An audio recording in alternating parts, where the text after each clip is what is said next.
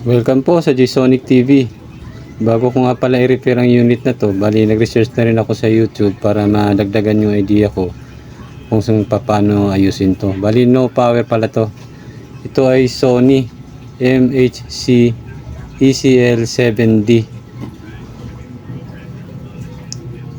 So subukan natin kung talagang no power siya. Ito isaksak natin yung kanyang plug. Yan. Then, pindutin natin yung power button. Yun. So, wala po talaga. Okay, so simulan na natin itong ayusin. Sana magawa natin.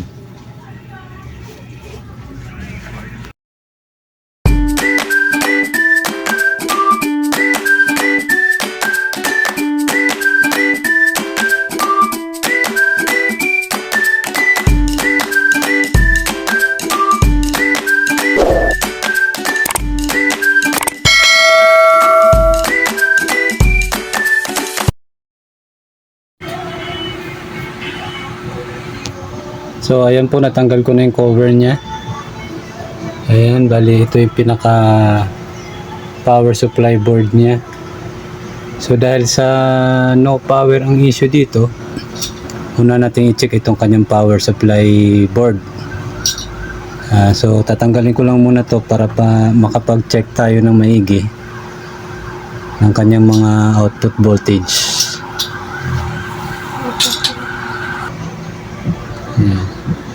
So ito po, natanggal ko na. Bali naka-indicate dito sa may likuran niya. Ayan, kita ba?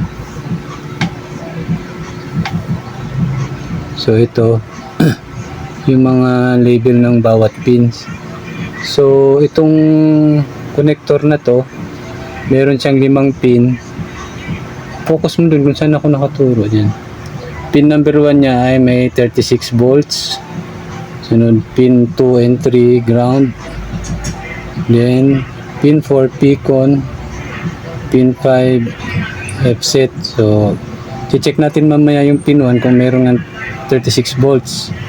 Then itong connector na to meron siyang 6 na pins. Pin 1, pin 2, pin 3, 36 volts. Tapos yung pin 4, pin 5, pin 6 ay ground. So check natin kung mayroon tayong makukuhang reading sa output voltage nito. So ayan po, magbo-voltage checking na tayo. Nakasaksak na po yan. Ngayon yung multitester natin, digital, nakaset na sa DC volts. So check natin kung may makukuha tayong output na 36 volts. So dito, pin 1, 36 volts dapat. Ayun, meron. Tapos dito naman sa kabila, bali itong 1, 2, 3 magkakasama naman yan, which is 36 volts. Tapos yung 4, 5, 6 magkakasama rin yan bilang ground. So isa doon sa 1, 2, 3, isang pin doon, tapos isang pin dito sa 4, 5, 6, yun 36 volts. So meaning to say, okay itong ating power supply board. Ngayon titingnan natin kung saan papunta tong connector na to. Doon tayo ngayon mag-check. So dito po napunta yung connector galing sa power supply. Yan, dito sa pins na yan, tsaka dito sa kabila. So tanggalin ko na lang tong board na to para makita natin yung pagtetest natin ng maayos. So ayan po, natanggal ko na yung pinaka main board niya. So kinonek ko na yung connector galing dito sa power supply board. Ngayon, yung main board niya, meron namang mga connectors dito. Ito naman ay papunta dun sa front panel nung ating unit, kung saan nandun yung kanyang mga pindutan. Ito ang kanyang power switch at mga iba pang mga switches. So doon papunta tong part na to. Ayun, naka-indicate dito. Tingnan natin sa likuran. Ayan. Merong dapat na 12 volts. So subukan natin mag-check dyan kung meron tayong masusukat ng mga voltahe. So nasa DC ulit tayo. Ngayon pin number 7 dapat may 12 volts. So pin number 7 ito, wala siya, 0 volts siya. Check natin yung pin number 1 dito na 36 volts kung nandito pa ba. Yun, nandun pa 36 volts. So dahil nga po wala yung 12 volts, subukan natin yung idea na maglagay ng additional na power supply board galing sa 12 volts na adapter. Try natin kung uubra yung ganong idea.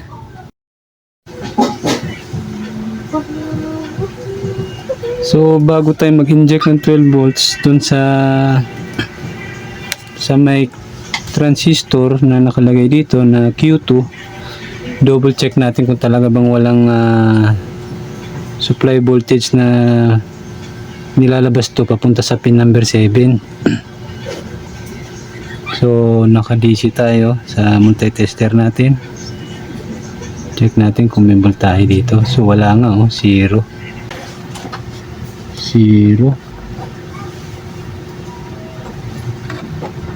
Ayun, 0. So nawala yung 12 volts talaga. Ngayon try natin mag-inject ng 12 volts.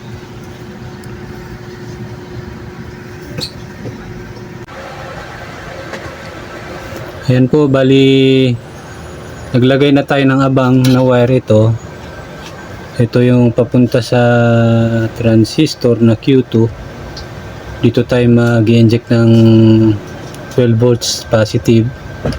Tapos itong block na nilagay nating wire, yan yung pinaka ground. Diyan naman yung negative. So nalagay rin tayo ng wire para i-supply yung 12 volts. Ngayon yung connector na galing sa power supply, ito na may 5 pins, hindi na muna natin yan ikakabit, ihahang na natin yan kasi nagrekta na tayo ng 12 volts. Pero yung isa nakakonect pa rin yun doon, yung 1 to 6 na connector. Then ngayon ito yung pinaka 12 volts na power adapter bago natin i-fix dito. Kasi kung okay siya, tatanggalin natin yung box nito at yung board niya lalagay natin dyan. Pero i-check nyo muna yung output nitong adapter para malaman nyo yung tamang polarity bago nyo siya ikabit. Nakakabit na nga pala yan dun sa dalawang wire na nakaabang kanina. Try natin i-connect to sa outlet. Kasabay nung outlet ay plug din itong pinaka component natin. Ito. Okay, i-plug ko lang muna. So ayan na po, na saksak ko na yung sa 12 volts tsaka yung AC cord ng Sony. Then power on natin.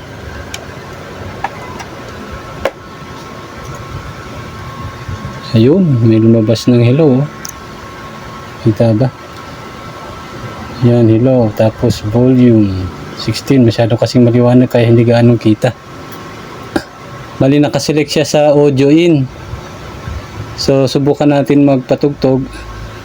Ito, nakakonect na yung ating RCA. Punta sa cellphone. Ito. May speaker na rin yan. So subukan natin magpatugtog. Ayun. Na natin. Ayan. So meron na po, inaan natin kasi baka makapiright tayo.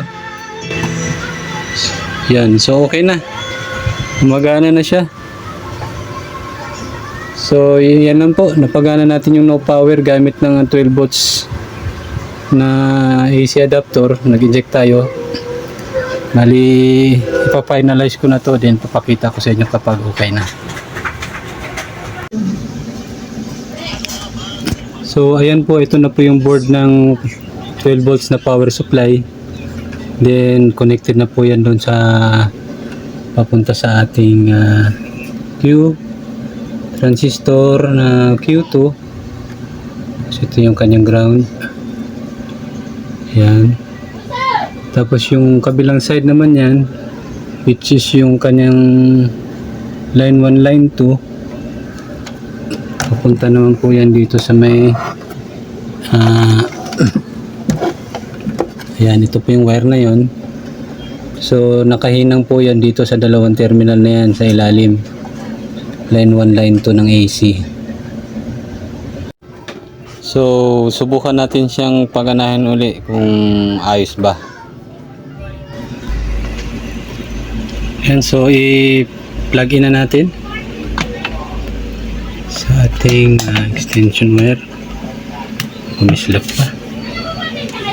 Yan, then power on. You know, hello. Yan, para makapagpatugtog tayo ng walang copyright. So naka-ready na yung cellphone natin. Yan.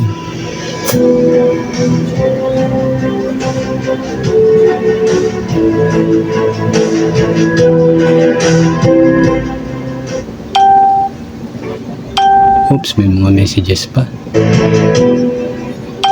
not disturb nga natin.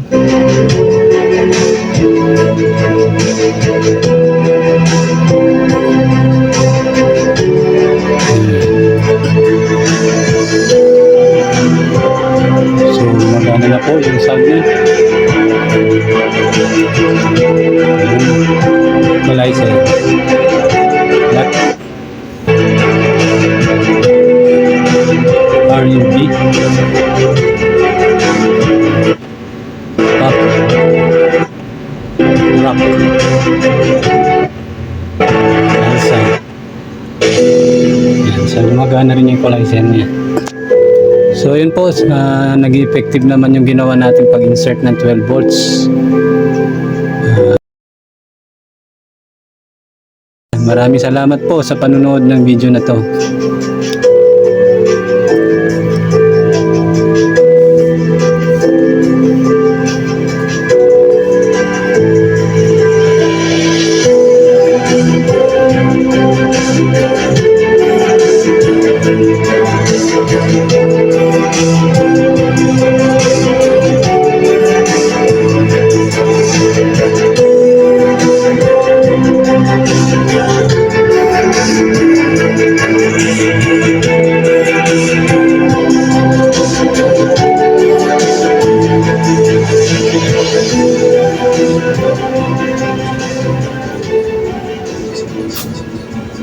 Thanks for watching.